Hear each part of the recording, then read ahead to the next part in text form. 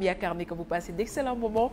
sur nos antennes matinale bi mën ngeen ko seetaan sur la page Facebook de la 7TV ma dalal Kajoor mu ngi ci plateau bi Kajoor maa ngi lay nuyu dalal ak jàmm. maa ngi lay fay Aïcha gloire à Dieu sant ko bu baax moom mi ngi may ñu tàmbaliwaat semaine bi yàlla nañ ko yeggale ak sunu sago di ñaanal ñëpp ñuy teewlu suuf ba léegi di nuyu Amadou itam sow dalal ak jàmm Amadou maa ngi lay nuyu. Aïcha Diaby maa ngi lay fay am nañu la contenté comme dañ koy defee tous les jours ñëw ci plateau bu yàgg bi di Allô Sénégal nuyu nañ la nuyu aussi Kajoor Cissé ñu bokk plateau bi ak suñu chers téléspectateurs c'est toujours un plaisir. Le plaisir est partagé l'actualité sur le web dañ ci ànd ak ki nga xamante ni moo di Kajoor Cissé Kajoor ma bàyyi la rek nga tàmbali ah. waaw soleil le soleil point sn moom la ñuy tàmbali ndax ñoom li nga xam ne moom mooy bac technique bi démarré tey daanaka ca la ñu xëyee ñoom it fépp nag ci réew mi ñuy def baccalauréat série technique ñoom ñoo nar a tàmbali seen examen niki tey ji l'office du baccalauréat bi nga xam ne nag moo fas yéene doxal boobu lépp examen waaye itam yóbbu jumtukaay yi war ngir ñu mën a defal yooyu le examen nee nañu nag daanaka lépp yemb na ngir ñu mën a amal ay examen yu mucc ayib ñi nga xam ne nag ñoom ñoo ci fas yéene jongante ñu ngi leen a xayma atum ren bi ci ñeenti téeméer ak ñeent fukk ak juróom benni candidat muy téeméer boo jël lu ëpp juróom fukk ak juróom ñaar ñu nekk ay jigéen mu loolu lim bi nag xaw a am lu ci dolleeku lu toll ci fanweer ak juróom ndax niki ni daaw lim bi mu ngi toll woon ci ñetti junni ak ñeenti téeméer ak fukk ak benni candidat muy atum 2024 kii di Cheikh Ahmadou Bamba Gueye mi jiite office du baccalauréat nag moom moo doon indiqué li nga xam ne moom mooy nombre de candidats waaye itam fësal rek bés boo xam ne ñu ngi koy nemmeeku si ñi nga xam ne ñoom ñooy jël filière yooyu noonu nga xam ne mooy filière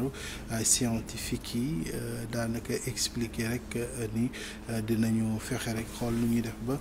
gën a moderniser li nga xam ne moom mooy offre formation technique bi te mu ñeel bépp mutation boo xam ne dafa nekk si marché du travail incha allah su ko defee ñu ginnaaw le soleil Seneweb moom tey mi ngi xëyee ci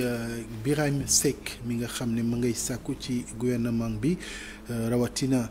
njiitu réew mi ngir mu gën a indi ay leeral ci na muy doxale coordonnateur forum civil bi nag la mu gis mooy daanaka ci nañuy doxalee gouvernance bi dafa manqué visibilité manqué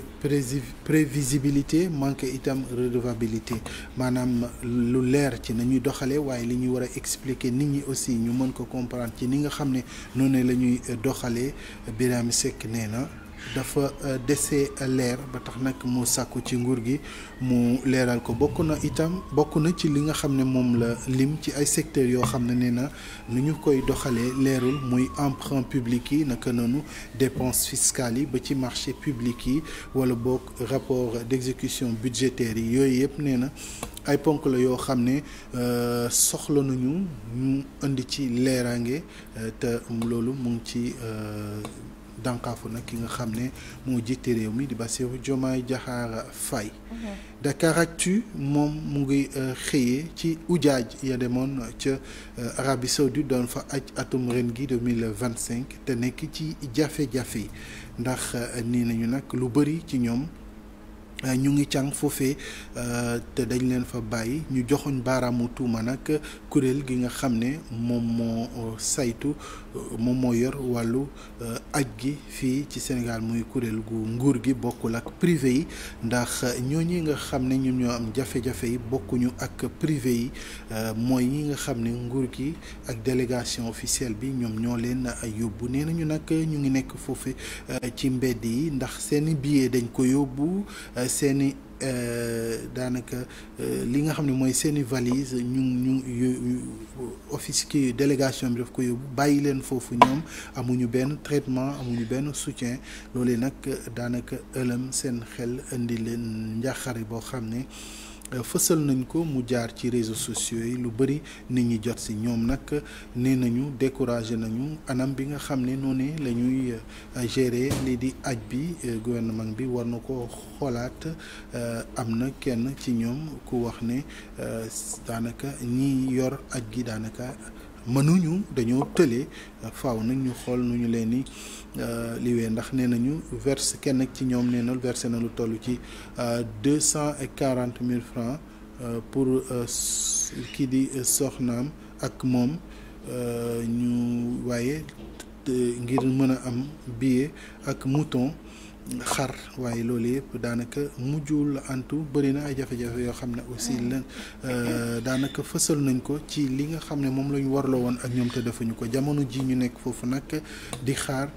te ba léegi kenn xamul lan moo ko waral te ñi nga xam ne itam ñoom ñoo ŋànk wàll wi ñu ngi def tekk tekkaaral ba léegi kenn amul explication ci lan moo waral yooyu la ujaaj ñu nekk foofee ci Arabie Saoudite di fa dund yooyu la jafe-jafe IGFM ñu jeexal ak ñoom ci kii di Yacine Fall jëwriñ mu ñu dénk wàllu biti réew moom mi di ñëw nag ci mesures yi nga xam ne Donald Trump jël na ko États-Unis nag umpalewu leen ne ba Donald Trump ba ñu ko falaatee ba léegi am na ay dogal yu muy nekk di jël di gën a dëgëral nag wàllu dem ak dikk bi rawatina réew yuy jugee seen réew ñiy jugee seen réew di bàyyi di dem foofee ci États-Unis moom daf ko daal di dëgëral am nag ay mesures yoo xam ne daf ko ci jël ba tax nag jëwriñ bi ñu dénk wàllu biti réew fi ci Sénégal Yacine Fall nag daal di bind mbokk sénégalais yi ngir nag loolu yi nga xam ne moom mooy ay mesures yu ñu jël ñu bàyyi ci xel ba fexe rek xool nu ñu sàmmonteeg ak li nga xam ne moom mooy digle yi ndax ñi nga xam ne ñoom ñooy waa Amérique dañoo fas yéene nag teg ay daan yoo xam ne dafay ñeel nag ay nit yoo xam ne dañuy jéem a dugg foofee ci États-Unis te jaaraluñu ko ci yoon wala ñi nga xam ne yoon daf leen mësa daan wala boog ñu nekk ci jafe-jafe ak yoon ñooñu ñëpp daanaka bëgguñu leen gis ca États-Unis te bu ñu fa nekkee itam dañu leen fa fas yéene jëlee ba tax nag sunu jëwriñ Yacine Fall sàkku nag ci sénégalais yi fi nekk wala yi fay bëgg a dem ñoom it ñu xool mesures yooyu yi nga xam ne njiitu réew Amérique di Donald Trump daanaka jël na ko ñu xool nu ñu ci tënkoo fexe rek ba respecter lépp loo xam ne moom mooy ay directives yoo xam ne moom la États-Unis di joxe maanaam ci validité li nga xam ne moom mooy seen visa yi pour ñi nga xam ne ñoom ñooy bëgg a dem waaye itam ñu respecter durée bi nga xam ne moom lañ leen autorisé pour ñu mën a nekk foofu bu jeexee ñu jóge foofu dem ñibbi seen kër Aïcha daanaka lii moom moo gën a fës ci xibaar yi week-end bi nag amul xibaar yu bari. macha allah jërëjëf Kajoor ñu jaajëfal bu baax a baax permettez-moi ma dalal Pape Malick rejoindre nañu ci plateau bi. Pape Malick maa ngi lay nuyu dalal ak jàmm. maa ngi lay fay Aïcha maa ngi nuyu téléspectateurs yi ñuy seetaan ce matin maa mbégte aussi di leen retrouver en début de semaine. di nuyu Kajoor Cissé ak Amadou Tall ak yow tamit. le plaisir est partagé dalal ak jàmm. Kajoor xibaar yi am na solo waaye ñu rebondir un peu par rapport ak li nga xamante ni moo dem fële ca Makka. pèlerin yu ñu fa bàyyi ñu nekk ci ay jafe-jafe yu ni mel bu amee ay jafe-jafe lay jur parce que dafay nekk lu nga xamante ni moo di imprévu li ma si jaaxal nag mooy autorité yi ñi ci war a wax waxuñu ci ba léegi pourquoi ce silence. peut-être ñoom dina xam nga il a fallu que vidéo génn peut-être ni mu virale peut-être dans les heures à venir peut-être ñoom dinañu indi explication mais li ci doy waar mooy ñi am jafe-jafe yëpp mooy ñi jël ñi état yóbbu. parce que quota la boo xam ne une bonne partie a été réservée au privé. te daanaka xam nga ëpp ñi voyager avec les privés ñoo ëpp que ñu quota wu état bi. mais ñi am jafe-jafe yëpp mooy ñi nekk ci quota bi donc loolu beneen problème je veux pas charger l'État pour le moment parce que raison yi xamaguñ ko mais li ñu mën a wax mooy on n'a pas entendu de difficulté ak les privés donc d'où aussi li nga xam ne moom la ñu bëri di sàkku en tout cas si ñuy yëngu ci wàll wi di sàkku mooy ñu daal di ko privatiser tout simplement ñu séddale ko avec les agences privées su ko defee état bi désengagé wu ci bu fekkee chaque fois dañuy am ay jafe-jafe pour mën ko gérer état bi désengagé wu ci parce que bu ñu ko privé aussi bu ñu ko privatiser ça facilite les choses ba pare ça assure davantage parce que yow mi dem ci privé bi au moins di nga am compte boo rendre c'est-à-dire que dañ lay exiger ay yenn conditions yuy tax ñu jox la benn quota nga def ko donc boo fayiree à ta mission dina la mën topp mais il est inadmissible que ñu déployer ay Sénégalais ak aj nu mu méttee neex na trop mais dafa métti coono dafa métti donc ñu war leen bàyyi comme ça noonu foofu noonu sans explication on attend des explications tout simplement mais leneen lu ma ci bëggoon yokk pour daaneel ci mooy aussi parce que comme j'ai dit benn version la ñu déggagum on attend la version de l'État. Am nañu témoignage que parfois sénégalais itam dañuy manquer de discipline parfois bu ñu demee c'est-à-dire yem leen fii du ñu yem foofu jaar leen nii duñ jaar noonu ñëw leen heure bi ngay gis ku ñuy woo 9h mu ñëw 10h wala 11h alors que lépp dañ koy organiser maintenant nag je dis pas que ne loolu moo am foofu mais le manque de discipline de certains sénégalais souvent. Même ñoom ñii di aj sax dañ koy faral di wax ne ñu ne Sénégalais yi bokk nañ si ñu xam ne ñoo xaw a gën a manqué de discipline foofu noonu si ñuy dem waaw te loolu aussi c'est un problème parce que bu dee groupe la aussi ku nekk nga bëgg a defee nu la neexee aussi après gestion bi dafay compliqué voilà waaw indiscipline nag mënuñu ko yemale ci réew mi ko yóbbu ba manque nag moom dafay xaw a doy waar bon man waaw li Kajoor Cissé wax ànd naa si parce que man loolu laa doon xalaat sax bon heureusement ba mu émettre idée boobu que ñi nga xamante ne dañuy dem manque est-ce que suñ ko privatiser woon du gën quoi parce que le fait que état di organiser ay voyages am à côté privé di organiser ay voyages alors que niveau d'organisation dem ñëw ak yëpp ci privé bi foofu la gën a yaxane mais ça demande beaucoup de moyens aussi moyens yamul donc ñëpp mënuñu dem tamit voilà privé peut-être loolu moo tax mais comme Kajoor lu mu wax rek lu mu soulever idée bi rek bon état jël ay moyens jox ko quelques entreprises yoo xamante ne ñu concurrencer seen biir su fekkee boo mën na nekk ñu def ko pour man loolu moom moo gën a pour éviter tous ces problèmes là parce que à chaque année c'est comme ça dañ naan waaye ñi nga xamante ne état Sénégal moo leen yóbbu dafay am ñoo xam ne parfois dañ leen fay bàyyi wala sax am na ñoo xamante ne ci conditions yi ñuy nekk du nekk ay conditions yoo xamante ne ay conditions normales mais nag bon peut-être état tamit lu tax privatiser ko moom mooy bon peut-être dafa am ay billets yoo xamante ne dañ koy jël di koy séddale seen biir bon xam nga Sénégal moom lu problème lu ñëw rek voilà donc dinañ am luñ ci def waxuma loolu moom moo am mais am na y a des rumeurs yi nga xam y a des rumeurs de ce genre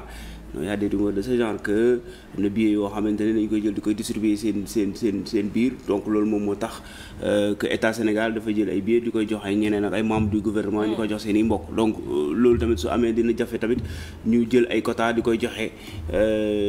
di naan kii war na dem fee wala kii warul dem fee donc peut-être loolu obstacle mais quoi qu'il en soit rek loo xam ne moom moo gën a nekk priorité moom mooy confort sénégalais yi ak tamit li nga xam ne moo di satisfaction bi nga xam ne moom la ñu war a am si voyage parce que tamit mënoo dem Màkka mu nga war a ñëw am mbégte nga ñëw di am naqar wala nga nekk fa tamit nekk fa situation boo xamante ne situation bu difficile la donc côté boobu war nañ ci mën a taxaw te tamit boo xoolee performance yi wax dëgg yàlla privé yi ni ñuy organiser seen voyage yi moom moo gën fuuf que état Sénégal nu mu koy defee donc loolu aussi tamit war nañ ci jàngat bu baax a baax et puis pour prochainement beneen problème bañ a am. sax lii nag c'est pas la première fois. chaque année kay presque chaque année am ñoo xamante ni dañ leen fay bàyyi. chaque année ñu di ñaxtu doy na wax de Amadou. mais tamit kay aussi lu mu wax tamit boo dëgg la parce que boo am na ñoo xamante ne bon mooy loolu. la solution c'est mooy ñu def li nga xam ne mooy privatisation wala sax buñ ko privatiser wu c'est-à-dire état li muy jël ci li nga xam ne moom mooy quota mu réduire ko bu baax a baax jox ko li nga xam ne moom mooy privé c'est vrai que l'état du Sénégal aussi c'est le public mënul bañ a def li nga xam ne mooy li ni mel aussi yóbbu quelques personnes mais da wàññi bu baax a baax effectif bi nga xam ne moom la yóbbu parce que à chaque fois ñu nekkaat situation bi dafay ñëw un peu avec l'état du Sénégal avec les moyens yi nga xam ne am na ko parce que ñoom ñoo ëpp les moyens yi nga xam ne moom mooy le privé mais le privé donc parvient à organiser li nga xam ne moom mooy ses déplacements de manière aussi très claire bettuwul ñoom day yomb trop ci ñi nga xam ne ñoom ñooy ujaay ci mais boo ñëwee ci public bi dafay xaw a compliqué avec les moyens yi nga xam ne état wax na ko je pense que la solution c'est ça privatiser mais aussi wàññi li nga xam ne moom mooy la doom bi nga xam ne moom la ñuy jël di ko yóbbu loolu mooy solution parce que dafa ñaaw trop ci état du Sénégal avec tous les moyens ñuy gis ce manque d'organisation bi nga xam ne moo ci am. alors bac technique ñu souhaiter vraiment un bon courage ak bonne chance aussi ñi nga xamante ni ñoo koy def waaye Kajoor li ci am solo mooy que ren lim bi dafa mel ni xaw na yokk tuuti. waaw de 35 par rapport ak 35 candidats de plus. Bon si étendue territoire bi boo xoolee aussi li nga xam ne moom mooy le nombre de candidats di ngay xam ni bon ndaw na ndawul parce que au moins le positif c'est que on ne parle pas de il y a moins même bu dee benn la sax au moins yokku na. Donc de 35 que ce soit de 35 mënuñu lu dul saluer et puis on salue aussi le fait que parmi le lot là plus de 50% c'est des femmes. Donc ce qui fait que les femmes aussi sont en train d'opter pour les matières scientifiques te loolu noonu technique les matières techniques te c'était pas le cas. C'était souvent les choses techniques. Bon d'habitude dañ ko doon gën a féetale ci góor ñi ñoo ci doon gën a kii mais jigéen ñi gis nañu ne ñoom ñoo ci ëpp donc c'est aussi une chose à saluer et puis ñoom comme il l'a dit le directeur de l'office du bac que ñu gën a yokk la promotion des filières techniques scientifiques et techniques su ko defee ñu gën a ñaax ndaw ñi parce que bon ñu bëri ça a commencé par moi ñi nga xam ne on était bon dans les matières scientifiques ba troisième à partir de seconde ñu commencé tax di ko soofantal tey rëccu noonu ko man su ma sañoon peut-être que j'aurais eu continuer avec la série scientifique def bac SDM tey c'est un regret que j'ai donc bu fekkee ne la promotion des séries scientifiques et techniques mën nañ ko def sur tous les plans ñu def ko à tout moment à chaque fois que l'occasion se présente ñu inviter xamal ndaw ñi ne que c'est l'avenir en fait voilà. Amadou. Li ma ci wax mooy je pense que il faudra après la promotion c'est bon mais au niveau des écoles aussi ñu def les moyens parce que dañ naan série technique mais boo demee dans les écoles et dans les lycées da ngay gis ne partie bi nga xam ne moom la ñu réservé ci li nga xam ne mooy technique il y a pas assez de moyens il y a pas assez d'infrastructures c'est-à-dire xale yi dañuy bëgg sax jàng mais ils n'ont pas les infrastructures yi nga xam ne moom moo leen di permettre ñu jàng parce que bu ñu nee technique c'est la pratique et pour avoir la pratique il faut faire la pratique avec des matériels yoo xam ne ay matériels sophistiqués la mais boo demee dans les écoles tey jii boo demee lu mel ni de la FAS nga xam ne lycée technique la wala li nga xam ne moom mooy Limamoulaye je connais très bien boo demee ci li nga xam ne mooy partie technique da ngay gis des matériels yoo xam ne dafa yàgg des fois aussi les professeurs aussi ça manque c'est-à-dire bu ñu bëggee aussi dimbali les jeunes pour ñu dem ci li nga xam ne moom mooy aspect yi ni mel il faudra investir sur le capital humain mais aussi investir ci li nga xam ne moom mooy les infrastructures yi nga xam ne moom mooy permettre d'accompagner cela c'est vrai que l'État du Sénégal actuellement am na ci benn mbëbët ak li nga xam ne moom mooy space bus bi nga xam ne moom la ñu doon promouvoir avec le président de la République ak ñi nga xam ne ñoom la doon àndal mais il faudra tout simplement travailler sur ces deux aspects c'est le capital humain les professeurs ñoo am ci suffisamment mais aussi technique bi aussi c'est-à-dire les matériels qui vont accompagner ça donc ñu am si suffisamment s'il y a pas ça donc dafay xaw a compliqué trop. pour li maanaam conforter la li ngay wax ni rek man su ma jëlee exemple par exemple CMT bi c'est technique CMT bi ma jàngee 6e ou 3e en fait foofu noonu mun nañu ne enfin les meilleurs élèves de l'entrée en 6e lañ fay orienté mais bu ma fàttali ko suñu labo yi par exemple amuloon benn équipement il y avait rien on était un CM technique mais boo xoolee labo yi amul dara da ngay am cours labo mais tout était théorie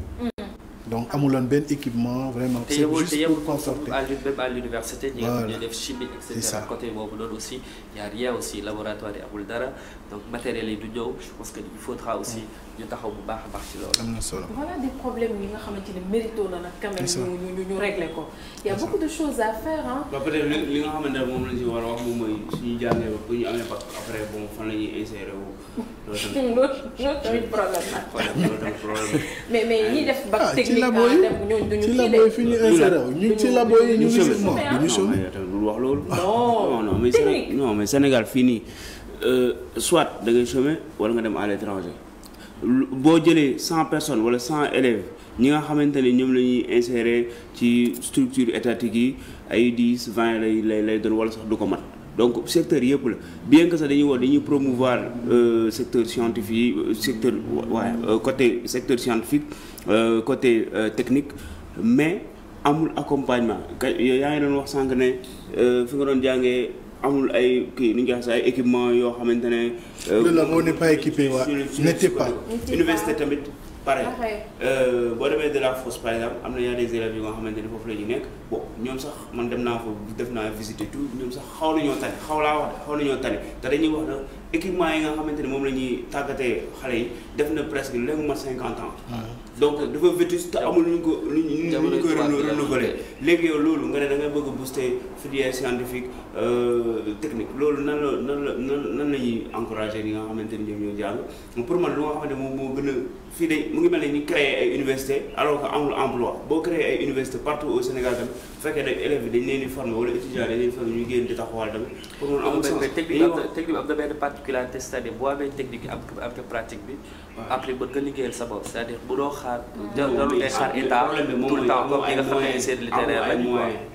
par exemple boo defee bâtiment wala nga def froid par exemple wala nga def électricité par exemple ces genres de travail là après bu nga tu n'attends pas l'état bâtiment électricité xam nga ñoo ñooy accaparer marché yooyu mooy peu de marché bi nga xam ne ñoo am mooy ñi nga xamante ni sax jaaruñu sax jaamuñu donc ñi nga xam ne secteur informel man xam naa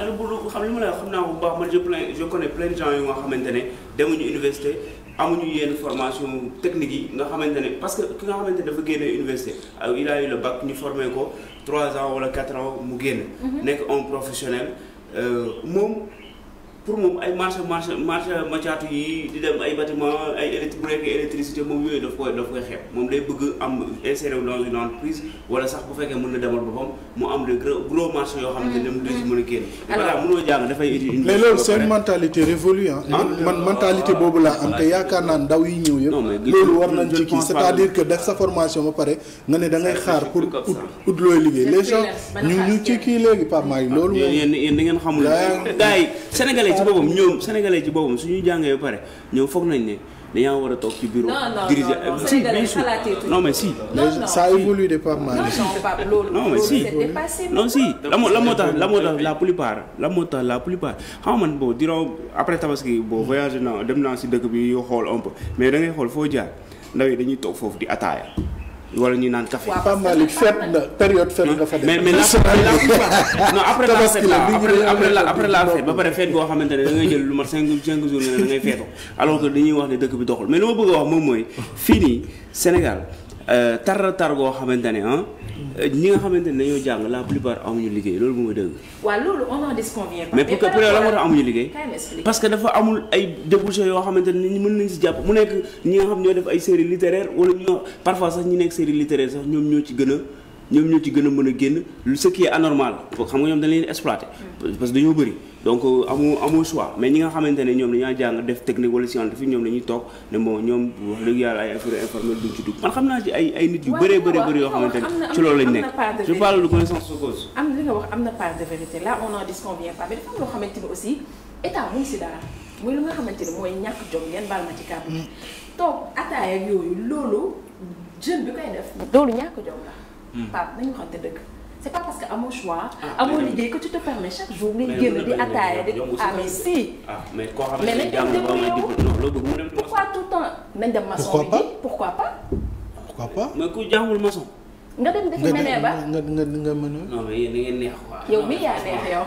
non mais tamit yow koo xamante ne imagine non mais man koo xamante ne jàng lu nit ku nekk loo souhaité jàng mu ci ngay liggéey mais mënoo jàng par exemple ne yow ay génie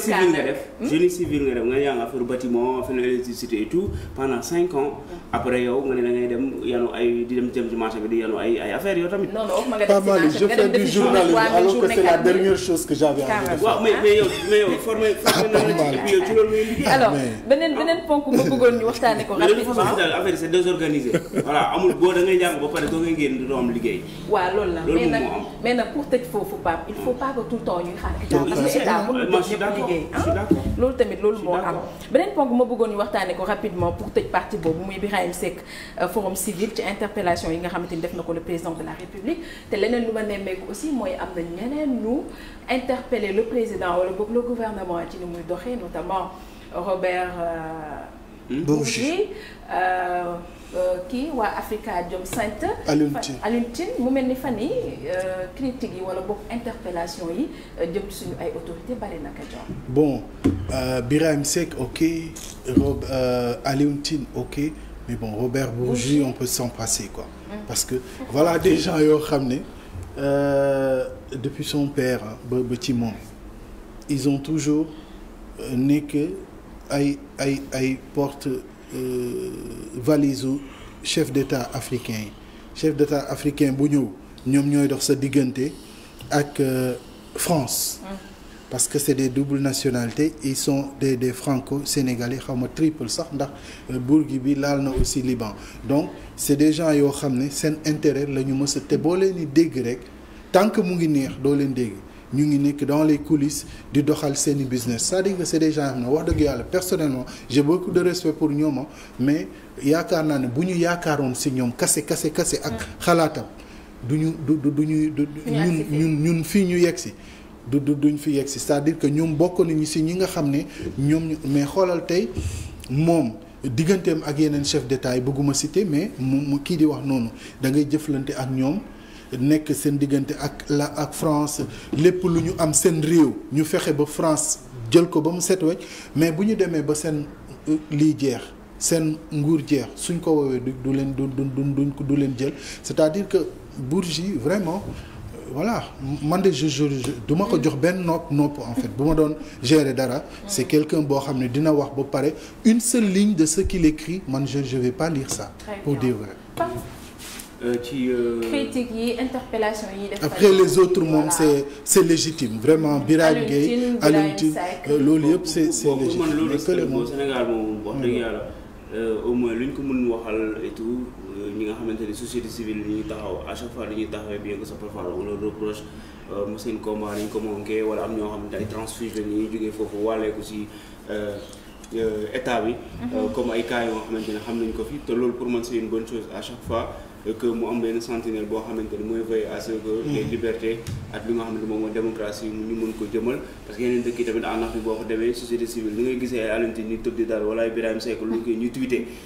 ñu gouvernement bi dafa taraay am na dëkk yoo xam ne loolu am fa ay Congo yi soo waxee gars yi lay rey donc société civile moo voilà amul société civile donc santé ko yàlla te aussi tamit ñoom bokk nañ si ñu nga xamante ne bu fekkee bu ñuy wax si wàllu démocratie bu ñuy wax si wàllu liberté tamit def nañ ci lu bëree ba nga xamante ne tax na fi bien que sax moo am na ñoo xamante ne leen tëj ay mën nañu wax ay détenus d'opinion lañu mais ñoom à chaque fois ñu ngi alerté te loolu pour man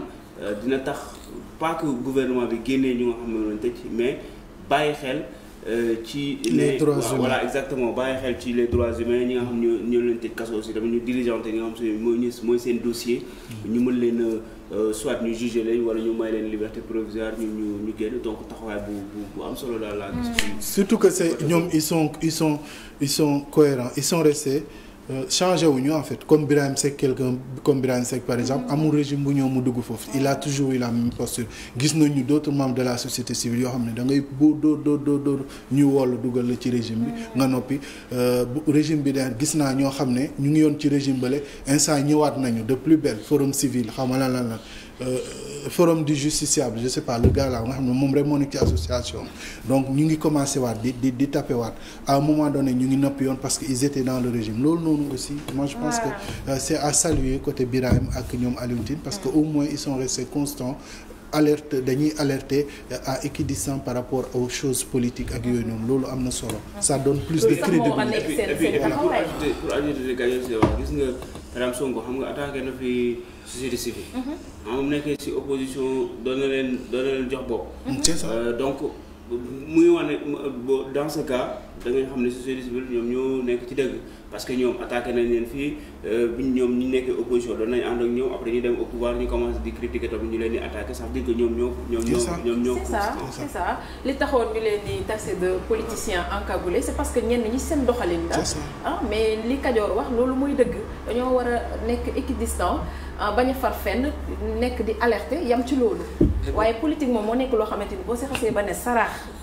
dootoo jarati dara ci réew mi. tout simplement mais lu ci mën a wax rek la société civile Sénégal je pense que ne mi ngi jouer son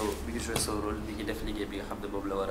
la war a def c'est-à-dire alerter dénoncer waaye tamit sensibiliser li nga xam ne moom mooy la population lu ci waaye mënta waxtu aussi parce que bu ñu nekkee en période électorale wala ñu nekk en période post électorale wala même pré électorale donc li nga xam ne moom mooy la société civile dañuy def li nga xam moom mooy seen liggéey te je pense que ni yii nii xam ñuy dégg nii je pense ay sonnette d'alarme la yoo xam ne le gouvernement war na ko mën a prendre en compte bu baax a baax parce que nag bañ fii ñëw am na espoir boo xam ne moom la leen Sénégalais yi joxoon espoir boobu noonu est-ce que ñu ngi koy maintenir ba tey est-ce que désespoir commencé wul dugg ci li nga xam ne moom mooy la population est-ce que li nga xam ne moom mooy pouvoir bi commencé wul tamit yegg seeni bopp est-ce que aussi li ñuy doxalee est-ce que méngoo na ak li nga xam ne moom lañ doon wax ak li nga xam ne moom mooy les Sénégalais y a beaucoup de gens yoo xam ne ils ont doute actuellement ci li nga xam ne moom mooy doxalin bi et cetera est-ce que ni ñu utiliser li nga xam moom mooy la justice est-ce que am na rupture par rapport ak ñee ñu doon utiliser li nga xam ne moom mooy la justice on parle des droits et libertés fondamentaux est-ce que am na rupture par rapport ak li nga xam ne moom lañ doon laajte ci li nga xam ne moom mooy les délits d'opinion li nga xam ne moom mooy diffusion de fausses nouvelles est-ce que ñu ngi continuer di jàpp li nga xam ne moom mooy les gens qui s'expriment de manière librement la liberté d'expression est-ce que continuer d'exister au Sénégal est-ce que consolider nañ ko parce que tamit il faut comprendre une chose c'est-à-dire ñi bañ leen di fal te leen fal parce que dañoo bëggoon une rupture mais aussi une consolidation les acquis nga xam ne mooy les acquis démocratiques du Sénégal est-ce que ñu ngi ci logique boobu noonu c'est-à-dire on peut se demander des questions je pense que képp ku mën a def une réflexion bi nu mu mënta doon même bu fekkee ne ça dépend certains peuvent dire que tu es crédible ou pas mais maintenant tous les cas képp ku mën a def réflexion je pense da nga war a mën a xool réflexion bi fan la ko basé te boo xoolee bu baax a baax fan la ko basé peut-être di nga trouver ne arguments yi ce sont des arguments solides c'est-à-dire le gouvernement actuellement war nañu mën a xoolaat bu baax a baax li nga xam ne moom mooy seen doxalin parce que sonnette d'alarme yi bëri na ñëpp ñu ngi wax maintenant war nañu mën a déglu ku nekk li ngay wax xoolaat bu baax a baax li nga xam moom mooy seen position defoon nañ dialogue li nga xam moom mooy dialogue national mais boo xoolee ci dialogue national bi ci question droits et libertés fondamentaux il y a eu beaucoup de problèmes 26% de consensus ça montre qu'il y a des problèmes qui sont toujours là alors qu'on les avait donc élus pour la rupture mais est-ce qu'on a la rupture donc ñoom aussi nañu xoolaat bu baax a baax seen taxawaay parce que dès l'instant que les gens commencent à parler c'est parce que am nañ lu ñu war a wax. Merci beaucoup jusque-là on parlait de l'actualité sur le web merci Kadior donc des seen ak ñun bu baax bi noppee ñu gën a yaatal ci actualité politique.